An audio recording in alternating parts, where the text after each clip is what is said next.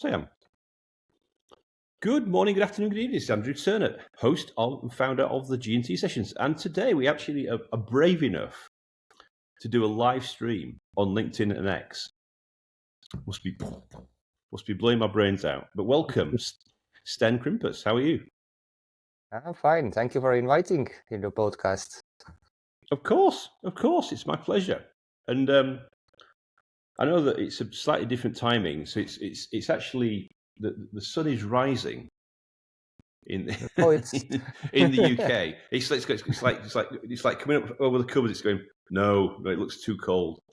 But whereabouts are you then, Sten? Whereabouts can you share with the audience where you join us from? So right now I'm in Korea, in Seoul, and it's a little bit after 4 o'clock here. So the days will be soon over. So I had quite a long day today, and I'm a little bit exhausted. Lots of talking today, meeting the companies here. But yeah, it's a different time zone. You get used to it in few days.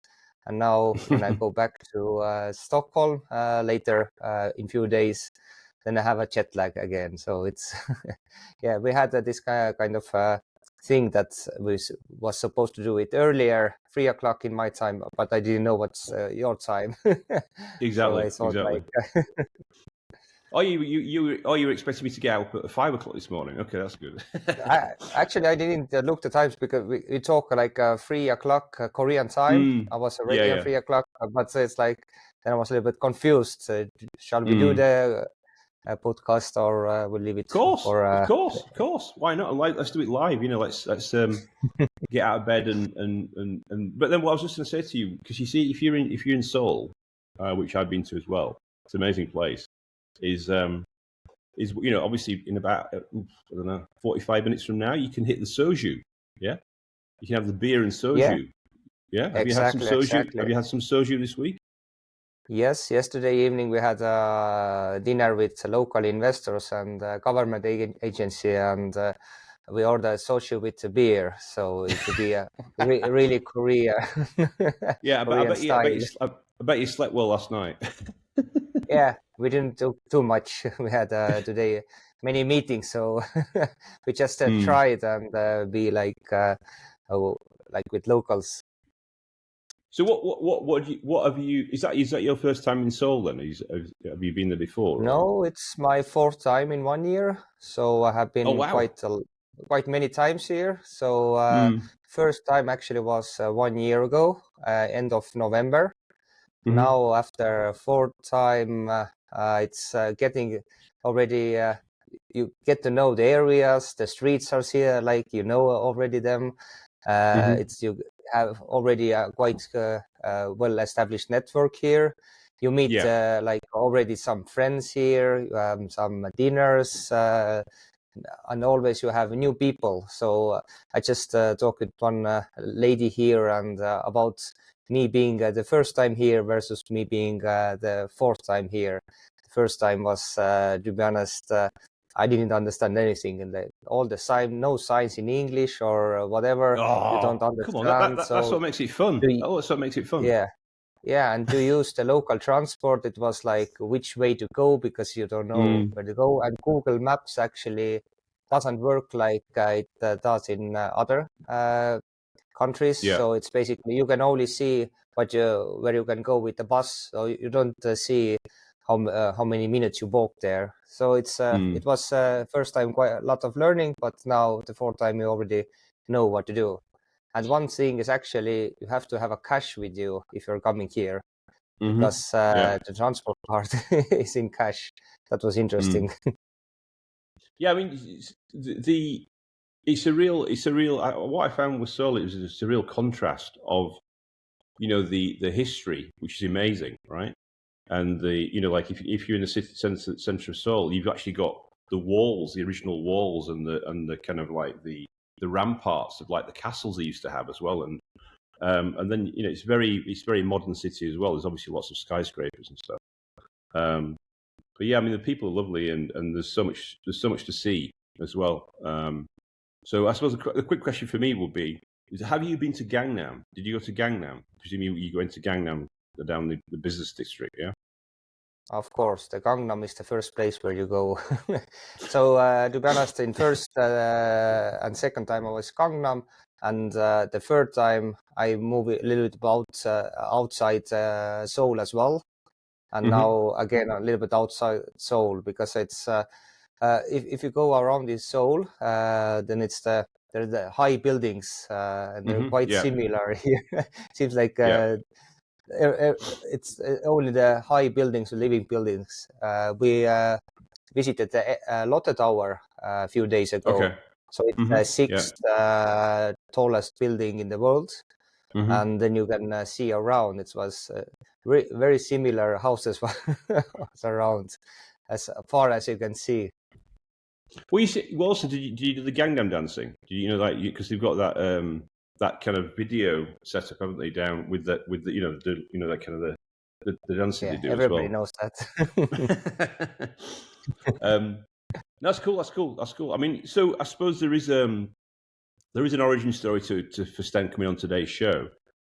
So I was lucky enough to visit Estonia, and basically, well, I suppose Sten will explain his origin story, but he's actually Estonian. He's not Swedish, and Sten was incredibly helpful in making that Estonian visit productive and interesting from a business and personal point of view. So I just thought it was great. And then when obviously Sten explained a bit about what he's been working on and what he is doing across the world, I just thought it was a great story to have a little episode of the G&T Sessions. And why not do it live? Given you're in a different country, you're an Estonian lost in Seoul. So why not? So I mean, do you want to help the audience understand a bit more about what you're doing, and what kind of keeps you what keeps you flying around the world and doing all this great work? What are you working on these days?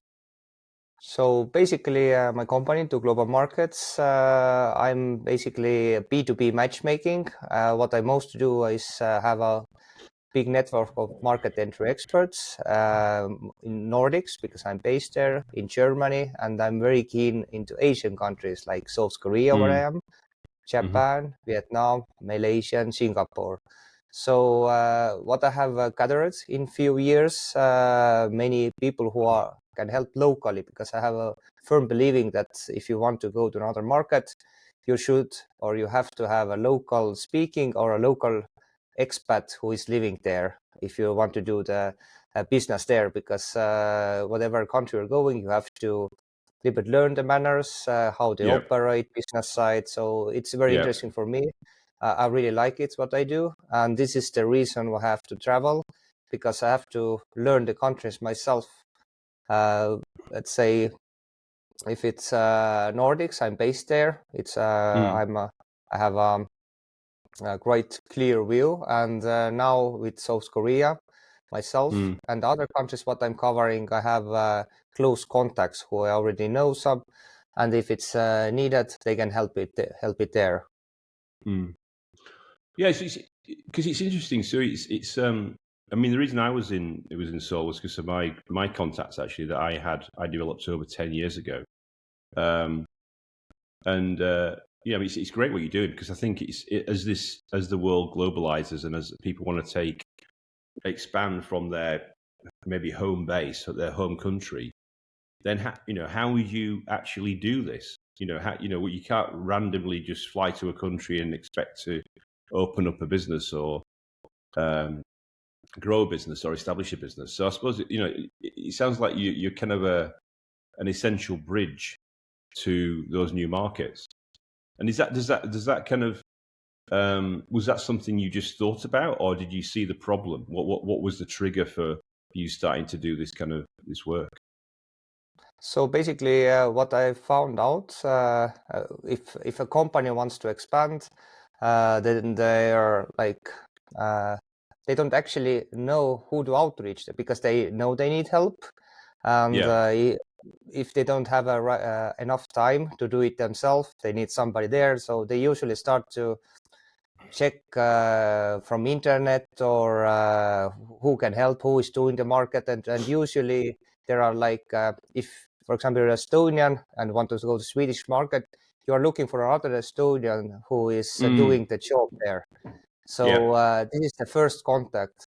So the idea of what I do is like doesn't have to be Estonian. It can be Latvian. It can be for Germany, local. So that's why I started to build a network of market entry experts. So you have a choice, and that is the thing. If people, companies outreach me, then I can check which is the like a good fit for them, because I have gathered information from the market experts, which industry they are, what is their experience, how they are working. So that I see the gap there, and this is what I'm solving. And of course, doing the same time this myself is like I'm learning with them the other different countries as well, how to operate. So yeah, I really like it to be in the middle of this. It's hard work, all this connecting and getting to know people. This is what I do the most, is lots of going around, meeting people. I'm doing many video calls because like I can't travel myself always. So it's nowadays after COVID, it's a possibility that people are more willing to have video calls, not only in person. But still, I would say in-person meetings are the best.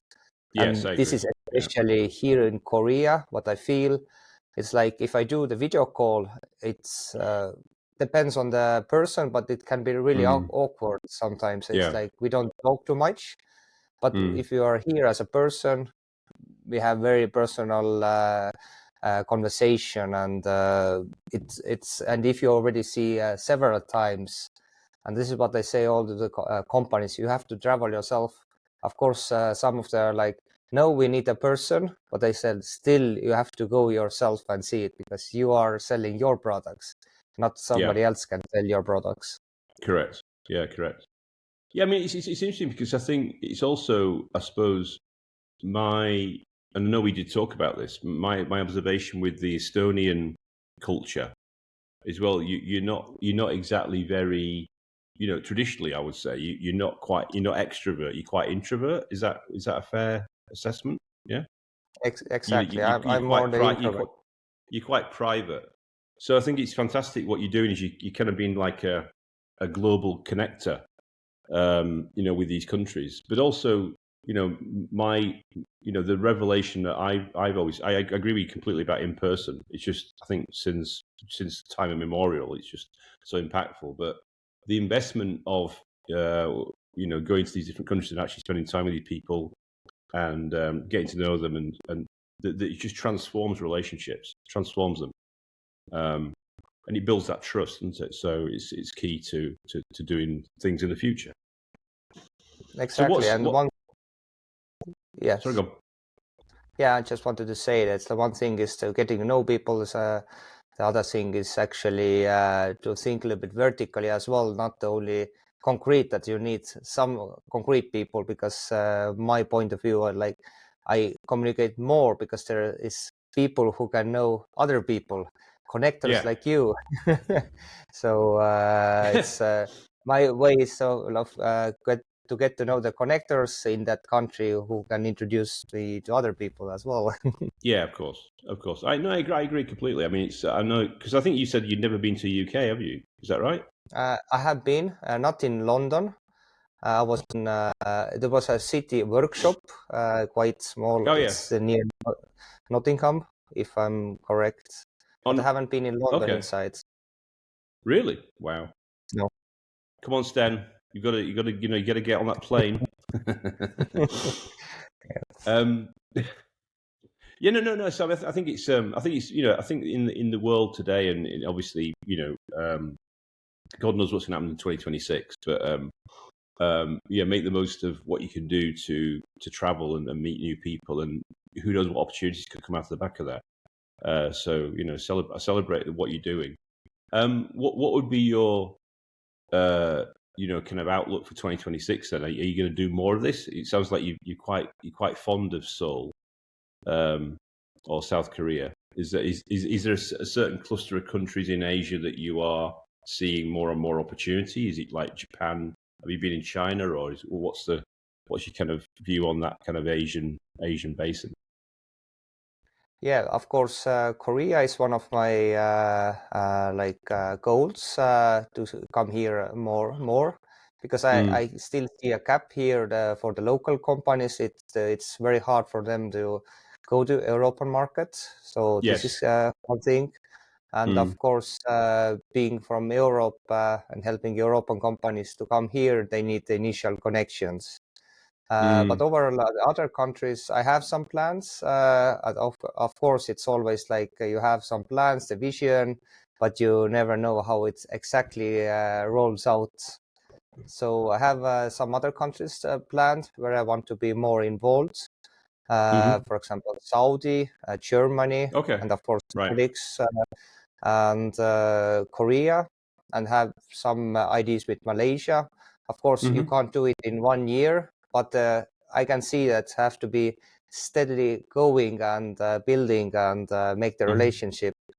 And I think in the longer term, uh, it will plays well out because Hmm. my job is to find the gaps what I can fill and where I can be useful. So this is Hmm. how to be in the system. You find out where are the problems, and Yeah. if I can see in different countries what is needed, and being the one who can travel more, that creates more possibilities for me and the projects where I'm involved. Mm. Well, it's also. I think it's also fascinating. I think about learning about the cultures. I mean, I've been to, I've done business and worked in Japan. I've done business and worked in China. I've done business and worked in Malaysia and in Seoul in Korea. I think it's just fascinating. It's just when you just meet and understand the etiquette and the protocol and the history and just understand the people and their backgrounds. There are commonalities with people across the world. We're all humans, but there's also those cultural nuances which are fascinating. And then what I find is when you invest in going to these countries and you meet people who truly see that your investment, in that trying to understand and learn, they really embrace you. That's what I find is that they really kind of bring you in. I mean, I got a present. The person Jo that I went to see, his wife gave me a present when I arrived. In South Korea. It was like, wow. I was like, wow, and it's an amazing present, and just really touching. It just shows how that relationship is strong. Yeah. So um, one of the things I was going to say was because one of the things that people that might not know is actually in Estonia, and this is something I wrote about on Substack actually was that actually Estonia has created 10 unicorns. 10 because obviously I think Sten, I'm in the software industry, working in practicing in Palo Alto and the in California and what I was staggered when I did the analysis was there's so much tech innovation coming out of Estonia. So maybe you've got to at some point you've got to go back there. You got to I know Stockholm's a hot place. It's a hot kind of I saw this stat actually about Stockholm because of Lovable, the late one of the latest tech companies. There's all these AI companies. There's all this inward investment going into Stockholm, I think, into Sweden. I believe is that right? Are you Yes, getting that vibe as well? let's say even I moved out from Estonia 2 years ago, almost 2 years ago. It's if it comes to business side, then Stockholm is a great hub in Nordics, Mm. and Yeah. because you have so multicultural background there, it was a great place for me to start learning all these cultures, being in Stockholm. Mm. But life brings me back to Estonia still with my work and. Because if I introduce myself, I'm always saying I'm a Swedish company, and I live in Sweden, but I'm Estonian. And this Estonia comes out in different ways where we're known. For example, there's e-residency is Hmm. known in Yeah. many places. Here, people in Korea investment sites, people know about Estonia, which is great. Mm. We even uh, visited Estonian embassy here with Lauri, Estonian Business Angel Network president, a few days Okay. ago. Oh, So, fantastic. and we heard more about uh, topics and cultural sites operating here. So, yeah, Mm. it's funny that I moved out, but still the world brings me back to Estonia. So I haven't I'm totally away from Estonia. I still go there. My family is there. My parents are there. My daughter Right. is there. So it's still, I'm very connected to Estonia. Well, no, but the thing I love about it, because there's so much like tech innovation and progressiveness about, the e-residency and the digitization of services from the government. But there's also, you're walking through the streets of Tallinn, and it's kind of like it's like going. Well, it's a World Heritage UNESCO site, isn't it? So it's like going back in time. It's like castles and medieval, and you can go and get your mead. You can go and drink your mead and eat your black bear and with berries and stuff like that. So it's kind of like what I would say is it's kind of like two extremes. It's like it's high tech, but it's also you've got a lot of traditional stuff, which I thought was fantastic based on my history being, Irish English kind of combination, where you can see all the kind of not losing the history, not turning it into a kind of complete skyscraper, like metal kind of impersonal, no character, where you retain the character in Tallinn and obviously around the bay there. So, and obviously you've got all the if you're brave enough, you can jump in the very cold what do you call it, in the spa. Yeah, you can in winter you can go and swim in the harbor in cold water. So yeah, it's after moving away. It's now if I go to Tallinn, I feel it a little bit differently. I'm looking a little bit the tourist way as well. The old town where I usually didn't go too much. Now it's All right. always to go and draw, because now I start to compare with other countries where I have been, and it's nice always to be back at hometown. But yeah, it's quite small still. I had a business partner in Tallinn with me, and then I drove him around the old town. And they said, "Oh, this is quite big." And I said, "No, we were made around." He did So it in we are half back an hour. in the start. So actually, it doesn't take even half an hour if you drive with the car. So. So I suppose quick question for you. So if anybody's planning their business expansion for next year, 2026, maybe they're in a certain country today. Which of all the countries you've actually visited, is there any particular country you think has got the most opportunity? Any thoughts around that? It's hard to answer because it's all depends which industry you are. So and if the country is your good match, because still with this going abroad is the questions which country and why this country. So if, for example, if I asked the Koreans when I had the meeting, which country you want to go to in Europe, then the answer is actually we want to go to Europe. So they don't. It's so many. Oh, they don't actually different understand that. Okay, right. So it's Okay. if they don't have a clear view because they don't know they haven't done the research of which Right. country is actually for their product. I'm based in Sweden, but is the Sweden the really market for them? Is it Right. Germany? Maybe it's Italy, Spain. So it's if it comes to Europe, it's to be honest, seems like outside Europe, it's very hard for people to target one country. And of course, it's Germany because it's so many people. It's a hub, but Germany is a very hard market. I speak a little bit German. It's maybe a little bit easier to go around.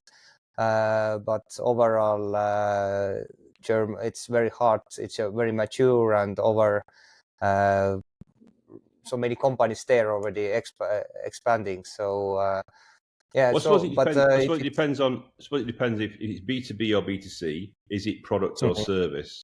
Is it by industry or across industry? It's all those kind of. I suppose you've got like a bit of analysis to do, haven't you, to work out your right market entry strategy. But yeah. I thought okay, that's interesting. That's an interesting example about Korea saying, "I just want to go to Europe." Yeah, because I have actually this is interesting. I have a background of logistics, and sometimes a few clients came and they asked, "Hey, what is the price one pallet to Europe?" So it's the same. So It it's the depends. same. It all depends what you want and exactly which country. And so it has happened here a few times that they don't know much about Europe, and that's Mm, where I see my strengths here, at least yeah. in Seoul, come out, because I have a quite fast possibility to see around in Europe which country might be, and I have market entry experts in different Mm, countries who I can introduce the product, and they already mm, have their own country insights, what I don't have. yeah. Yeah. Yeah, I mean, I suppose I was just going to make a funny joke actually about Brexit and just say that obviously the UK is not in Europe anymore, so we're kind of a bit of a messed up there. So that was a mistake, wasn't it? But anyway, never say never. I'm sure our current government will be reevaluating that at some point in the future. That's great. So if anybody wants to join your kind of or connect to what you're doing, what's the best way of finding you and finding more about what you could do and how you could help these aspirational companies who want to expand globally into these different markets? Any thoughts on that? Where would they best go to find you? So I think LinkedIn will be the best way to connect me there. And if even it's not a good fit right now, just keep on watching what I do, where I go, what's happening. And if it's something that catches your eyes, then just reach me out, write me. And I'm, as much as possible, I'm always writing back. And if I don't have the time, then I'm saying that I will get back to you, because I'm very structural. I have my to-do lists, so it's not much I will forget. Of course, I can't do everything. So after 2 years, now I'm quite busy with all this, putting all together. But I'm still doing my best to at least answer to everyone. At the same time, what I really want to say actually is, like, the companies who I'm really interested, who want to know more about me, because I want a collaboration, and the longer term Mm, collaboration, not just yeah. give me the connection and go forward. I want to Mm, learn the company. I want to get to know, because if I will start to work with the company, then I have to know them. Have to know the mm, team, the CEO, so how they operate, how they're yeah. selling. Yeah. Then I can be useful with my connections, not only in one country, but wherever I'm going myself Mm, as a person. yeah. So the closer ones who I'm collaborating, they're always in my top of my mind. Mm, And here in Seoul, I introduce some things what I usually don't do, but I can see around. So mm, if let's say, if really a company wants to collaborate, then they have to think like a long term mm. long-term way. Well, no, I mean, I was just going to say much gratitude to you because obviously when we first were messaging and speaking, it was a Sunday, wasn't it? And then I think we had two calls on a Sunday, and I think it was very important though because you had to take your daughter out for a special evening, and I remember that. Yes, So, yes. but no, I mean, much gratitude for what you did when I was in Estonia, and yeah, just sort of wanted to have you on the show and share your story because I think it's important that people are aware of what you're doing. I think it's fantastic, and all power to you that you're doing this because I think there's obviously a need there, and you kind of like. I'm going to call you Sten the Octopus actually because you've obviously got all these connections. You see, yeah. Um, that's it. So you should have this like octopus logo. Yeah. And I just I had a mean, dinner. I just had lunch with octopus. So really? yeah, I had this was octopus dish, quite good. Oh, right. I didn't The know food, that. Just to let you know on the yeah, live stream, I did not know that. I just said that because of you. and It's the food serendipity here there. in Korea is very good. It's like Oh, yes, very nice. Yeah, very nice. Yeah. Have you had the barbecue, the Korean barbecues? Yeah, you had those. yes, of course, but we are going after this podcast. We are going again. The last Korean barbecue this trip, at least. Oh, wow. Okay, well, enjoy. No, thanks for coming on the show today, and a bit of an impromptu live stream, but I'm getting used to it. I've been doing a few for the last few weeks, and I think I'll do more in the future. But thanks for joining us, Sten Krinpus. live from Seoul, South Korea, before he flies back to Stockholm, Sweden, but obviously then goes back to Tallinn, Estonia. And that was Andrew Turner, founder and host of the G&T Sessions. See you later. Enjoy and safe travels, then, and we'll see you when you get back. Yes, and probably in UK someday. Of course, yeah. That's definitely. See you in a sec. Thank you.